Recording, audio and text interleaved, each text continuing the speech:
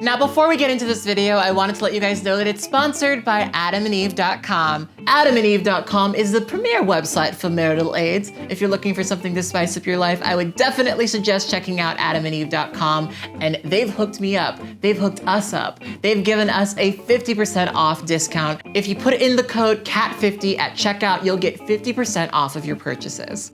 Anyway, on to our regularly scheduled programming. Lil Nas X shot to popularity in 2019 with his hit song, Old Town Road. The song was so popular that he performed it in elementary schools, and it was #1 on the Billboard charts for over 16 weeks. But his success would come with controversy when people couldn't figure out whether or not his song was a country song or a hip-hop song. Despite the long-time contributions of Black country artists, there are a lot of people who consider country to be a white genre, and it's one that's very, very popular with conservative Christians. Once Billy Ray Cyrus jumped on the track, he was able to gain legitimacy and acceptance from many country fans. However, we still weren't done with controversy, because at the height of the song's success, Lil Nas X came out as a gay man, and there were many people who tolerated him who stopped supporting the 20-year-old artist. I'm curious about what you were taught about homosexuality when you were growing up. What were you told? If you did like anything like slightly feminine, it was like, you know,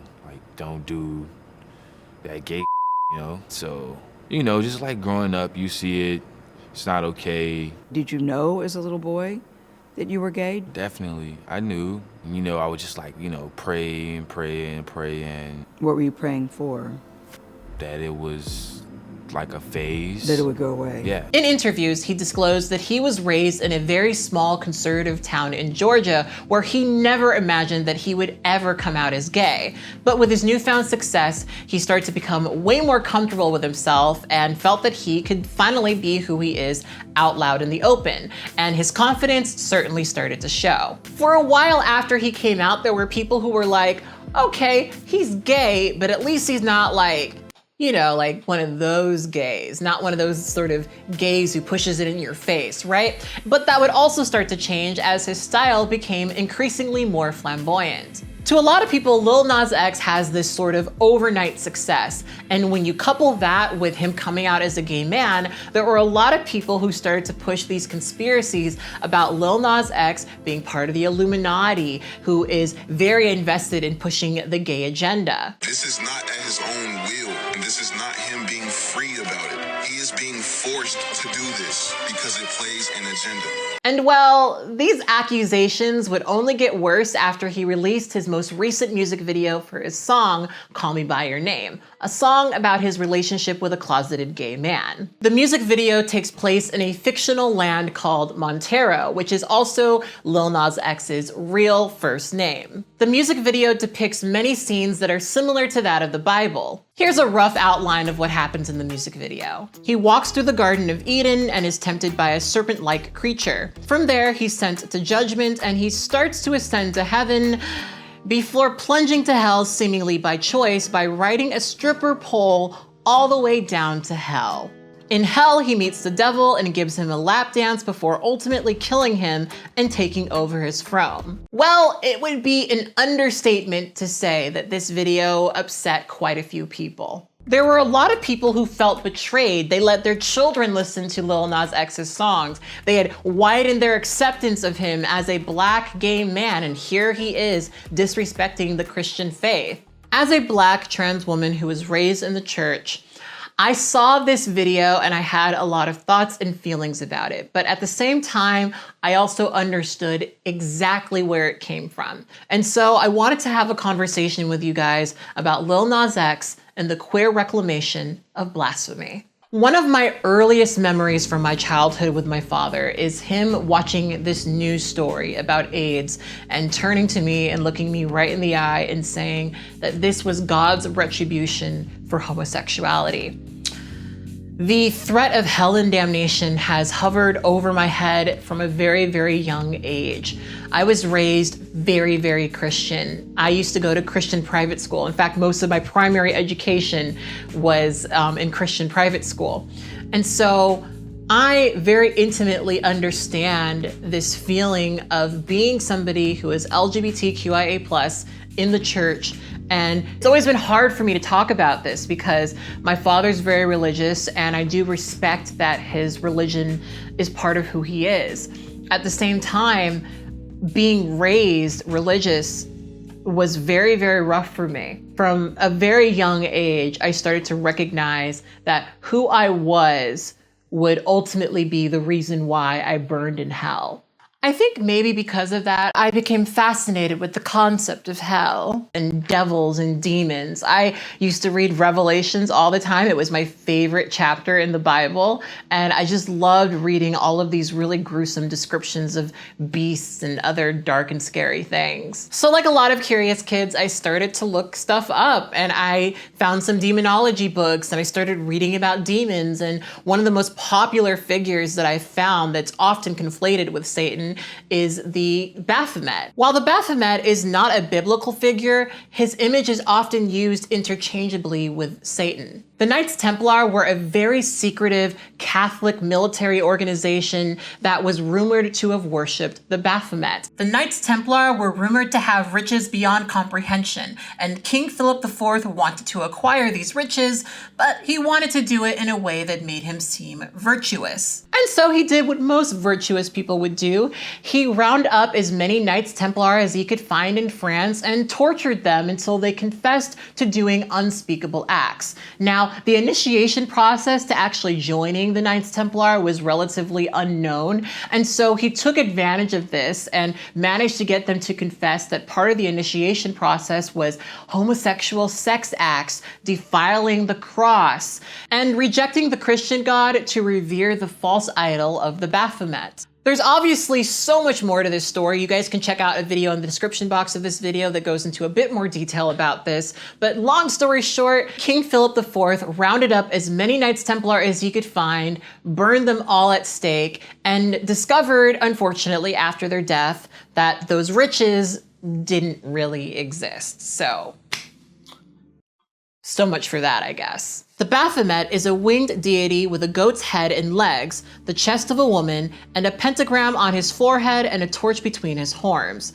In Eliphas Levi's popular depiction of him, he's a hermaphroditic being embodying contradiction and equilibrium. Many secret societies, including the Illuminati, have been rumored to worship the Baphomet and spread homosexuality in the process. In 2012, a monument of the Ten Commandments was erected at the Oklahoma state capitol, and it was hotly contested by people who wanted to advocate for a separation of church and state. As it's not the government's business to tell us which faith is right or wrong, or whether faith is right or wrong. In reaction, the Church of Satan wanted to erect a statue of the Baphomet at the same location. However, after several incidences of vandalism, the monument was ultimately taken down, and the Baphomet statue would not be revealed until 2015 in Detroit. Now, contrary to popular belief, the Church of Satan doesn't actually believe in Satan or worship Satan, and have this to say on their website. To us, Satan is the symbol that best suits the nature of who we are, carnal by birth.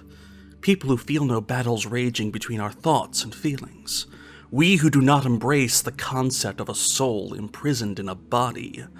He represents pride, liberty, and individualism, qualities often defined as evil by those who worship external deities, who feel there is a war between their minds and emotions.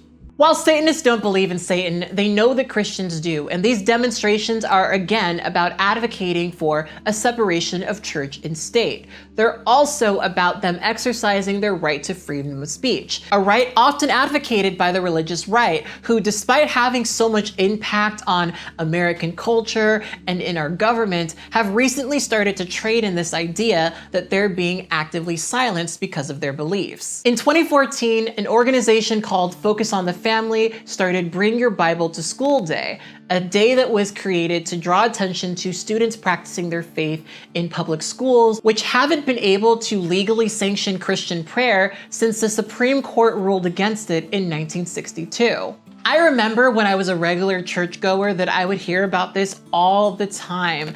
there was always this idea that the government had stripped schools of Christianity. They had been oppressing Christians because Christians weren't allowed to basically pressure people who didn't follow their religion to pray to their God. This law still allowed people to pray in schools. It still allowed them to bring their Bible to church. They just weren't allowed to force their religion on people who didn't practice it. But for many Christians, the government telling them that schools cannot proselytize to students is apparently a violation of their freedom of speech. Christian kids need to be able to know what their rights are, that it's okay to be a Christian in this culture and to express those viewpoints.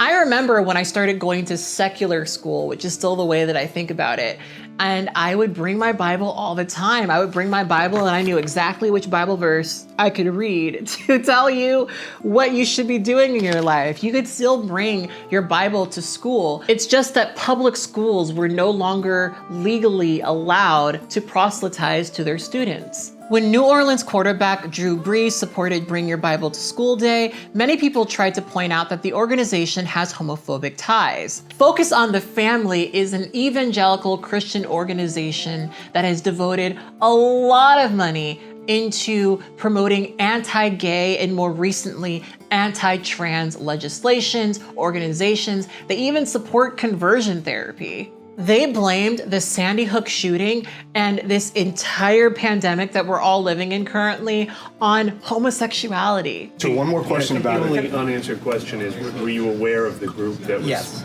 starting this promotion? I was not aware of any of the things they said about them lobbying for anti-gay, any type of messaging or inequality or any type of hate type related stuff. I was not aware of that at all.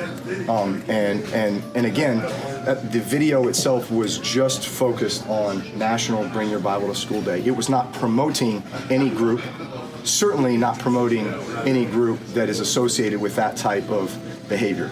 In response, the president of Focus on the Family, Jim Daly, lamented that people no longer are allowed to simply disagree about the definition of marriage or human sexuality without being labeled a bigot. When we don't hate anybody, we do have a different idea, a biblical idea of what the definition of marriage is, and we're going to continue to believe that. We can't edit the book. We're followers of the book. And we know that we live in a pluralistic society. I think Drew Brees, unfortunately, is taking heat for something that he should not take heat for, and that's to live out his convictions and his faith. And that's a problem. If we can't, in this culture, if we can't speak to each other about what we believe, and every time you do, if you're castigated as a hate group or an anti-group, that makes dialogue very difficult. Well, it also means there's no real tolerance in a free society where different views are going to exist. Now, if you haven't pieced it together, I was raised very religious, but I am currently an atheist. I do have respect for everybody's religion. I think that if you're practicing your religion and it makes you happy and it makes sense of the world, I really don't have a problem with that as long as it doesn't impact me in a negative way. But that's really not how Christianity is supposed to function. I believe Mark 16:15 says that you're supposed to go forth and spread the word to as many creatures as you can. Not every Christian domination is like Focus on the Family, but unfortunately, the vast majority of LGBTQIA youth were not raised in these progressive Christian circles. Personally, I was raised non-denominational, and even in that sort of progressive space, there was still a whole lot of homophobia. There was still a lot of hatred towards people who were LGBTQIA+. There's actually a lot of debate about whether or not the Bible actually does condemn homosexuality, or if that was a mistranslation or a misunderstanding. But either way, a lot of Christians don't consider homosexuality to be in line with the Christian faith. Some Christians from slightly more homophobic sects of Christianity have adjusted to a more progressive position that it's okay if you're gay as long as you don't act on it. So being gay basically means that you have to take a vow of celibacy. For many LGBTQIA+ people who are raised in the church, you're told over and over and over again that you're going to go to hell, that being proud of who you are is directly at odds with being godly. And for a lot of us, we've toiled over this for so long, we've heard this for so long, that we eventually reach the conclusion that if we're going to go to hell, we might as well look damn good doing it. There have been a lot of Christians saying that Lil Nas X is unfairly targeting their religion because of so-called bad Christians. Hashtag not all Christians. Well, I have to say that there's no amount of good and progressive Christians that can ever outdo the long-term effects of digesting yourself as inherently negative and evil from a very, very young age. Largely because of religious ideas that were put into your head from birth that you were never really given the opportunity to understand. It's funny thinking back to my youth because I remember when I used to get bullied for my femininity. And one of the most important lessons that I learned is that you can't walk around like a victim. You know, you have to be able to hold your head up high and be powerful and strong and confident in who you are, because when you carry yourself that way, you become harder to pick on. It's harder to pick on somebody who's not ashamed of who they are. When you own it, when you are that, it becomes so impossible for these bullies to get a rise out of you, because, you know, if they say something negative to you and you've already embraced it, well, what conversation can we have here at this point? The moment I started owning my own femininity, it's interesting how few people took pleasure in my torture. But this religious guilt is a bit different. It's deeper, it's more intense, and it's more insidious. It's often hard to process, especially when it's the foundation for your moral framework. Like I said, focus on the family blames this worldwide pandemic that we're all in on homosexuality. And that's one of the many sins that's been laid at the feet of homosexuals. For a lot of queer folks, Christians were our first bullies. And it's complex because they often do this and say that they love you at the same time. Hate the sin, not the sinner, as they often say. From the perspective of a lot of Christians, the decision to love yourself as somebody who isn't cis or isn't straight is selfishness. Not only is it selfishness, but it's also contributing to the destruction of the world as we know it. Being yourself is living in the flesh, living in carnal sin. And so you're only allowed to essentially minimize and quiet yourself down. For years, I hid who I was from my family. I did not tell my parents that I was transgender until I was 19 years old, and I'd already been living a completely different way out of their eyes shot. And when I eventually told my father, he told me that he never wanted to see me the way that I currently am. And my father has actually told me very bluntly that if I detransitioned, we would be able to have a relationship again. It's like, according to his faith, the only way that I would ever be seen with favor and acceptance is if I were to detransition and live unhappily as the gender that makes him the most comfortable. And honestly, this is a really common experience for LGBTQIA+ people who have Christian families. You feel like you have to minimize yourself. You have to downplay who you are, hide who you are as to not offend. With this, like in general, it took like a lot, like this past year for me to get like out of my comfort zone to even do something like anything remotely like this. Cause like when I first came out, I was like, okay, let me like make sure I'm out there, but let me make sure I keep this like in this box right here. And then I realized it didn't matter. Like nobody was going to respect me more. Nobody was going to hate me any less. It's like, so I might as well do whatever the fuck I want to do, you know? I spent literal years when I was younger hiding who I was. Like literally, I would wear baggy clothes over my body and over my clothes that I actually wanted to wear just so that I wouldn't offend my family. I slowly but surely distanced myself from my family because I knew that it would be really hard for me to actually live a functional life, constantly having to minimize myself like this. And I don't think that a lot of Christian parents of LGBTQIA+ kids understand that. I don't think that they get that that's kind of what you end up doing is you're establishing this foundation where your kids really can't be honest with you. Whenever I talk about my family, I always have this conversation. There are a lot of people who consider me distancing myself from my family to be this like selfish act that I did, that I should just sort of stomach their disrespect, that I should just tolerate it, that I should just get over it. And it's interesting to me that not drawing that direct boundary for yourself as an LGBTQIA+ person is somehow an act of godliness. You know, people consider you just sitting there and tolerating it to be this godly act when it's really not. You're just allowing people to disrespect you. And I don't think that that's healthy or sustainable long term. I think a lot of people picked up on Montero's tendency to minimize himself. I think a lot of people, when they first met him during the Old Town Road era, saw that he had adjusted himself in a way where he was kind of this quiet, humble kid who just wanted the acceptance of his peers. But to me, it's obvious that he's found himself in his newfound fame, and I think that that's great. My hope, of course, is that he doesn't lose himself in it, but I'm not gonna act like he doesn't deserve to embrace himself after years of minimizing himself in his small conservative town. When Lucifer fell from heaven, it was because of pride. And pride in your gender or sexuality is seen as evil, a little bit of evil that nicks away bit by bit by bit at the fabric of society as we know it. But pride in war, pride in violence, pride in the destruction of people who have religious beliefs outside of your own, well, that's considered to be godly by many. I think if we're being honest, a lot of Christians are just really upset to see a Black queer man embrace himself without the shame that he was encouraged to have all his life. Now, not all Christians are homophobic. In fact, some of them are even gay.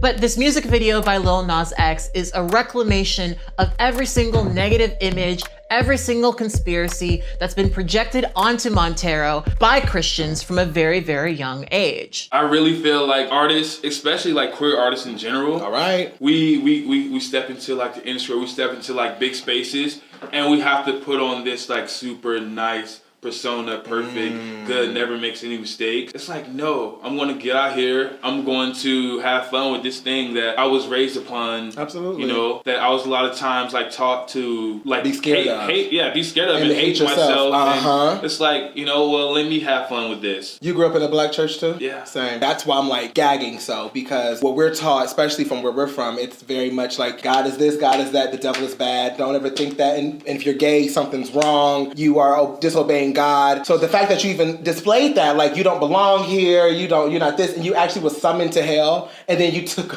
over hell. Wow. So it's like, if you think I belong in hell, bitch, then I'm gonna rule hell, girl. How about that? It's like, if that's where we belong, then let me be the king of that. That's iconic. This is pop culture. I think that this was probably his most flamboyant, most openly gay, most in-your-face project to date, and people aren't crazy about it. He's a mainstream artist who did something like this, and obviously people are gonna project stereotypes. They're gonna project conspiracies. That's kind of just part of being openly and loudly anything other than cis and straight in this society. And so he kind of made this video expecting to get this reaction. In fact, anybody who's followed him for a little bit of time knows that he's a bit of a troll. He's always been that way. He's always sort of done things in that way. So of course, he knew that people were going to have the reaction that they currently have to his video, and he's loving every minute of it. And it's worth noting that at the time of me filming this video, his new song is being pulled from all streaming services, likely because of the music video and its contents. Lil Nas X is not the first and won't be the last pop star accused of inciting satanic panic. Christian figureheads have been coming at him left and right, and he rightfully so points out that we have much bigger fish to fry in this country. Like I said, he made this music video because he's been constantly accused of pushing an agenda since the moment he had the audacity to be openly gay. And he actually took to Twitter to react to this accusation by writing a letter to his 14-year-old self who was closeted. Dear 14-year-old Montero, I wrote a song with our name in it. It's about a guy that I met last summer. I know we promised to never come out publicly. I know we promised to never be that type of gay person. I know we promised to die with the secret, but this will open doors for many other queer people to simply exist. You see, this is a very scary thing for me. People will be angry. They'll say that I'm pushing an agenda. But the truth is, I am. The agenda to make people stay the fuck out of other people's lives and stop dictating who they should be. I'm sending you love from the future, Lil Nas X. I mean, there was a time where I was like anti-religion or whatever, but now I'm just like, okay, do whatever the fuck you want, but like stay out of, don't try to control everybody else, pretty much. So it's like, okay, do you, but don't tell this person what to do. Don't kill this person because of this reason, you know? Don't tell these people they can't get married, or don't tell this person they can't have this sex change. Like, that's none of your business. If that person wants to do that, let them do that, you know? So it's essentially like an anti-control argument. You know, your religion or your spirituality shouldn't be a point of control of other people. Yeah. Make it your life, you know, let it control your life, not other people's. Anyways, what do you guys have to say about this music video? Were you offended by it? Did you love it? Do you understand where it's coming from? I would love to get a very, very large array of opinions in my comment section. You guys are so smart. You guys are so intelligent. You guys are really, really good at starting the conversation. And I am so thankful for those of you guys who come every single day I post a video to comment on my comment section. You guys give me endless entertainment. So thank you for that. And I'm looking forward to what I'm assuming will be a very contentious conversation in the comment section. Anyway, if you've made it through this entire video, please put this emoji in the comment box below. The emoji is what all the cool kids do. All the coolest of kids put the emoji in the comment section below. And if you put the emoji in the comment box below, I think that an angel will ascend down from heaven and give you a lap dance. Of course, in the most God-fearing way.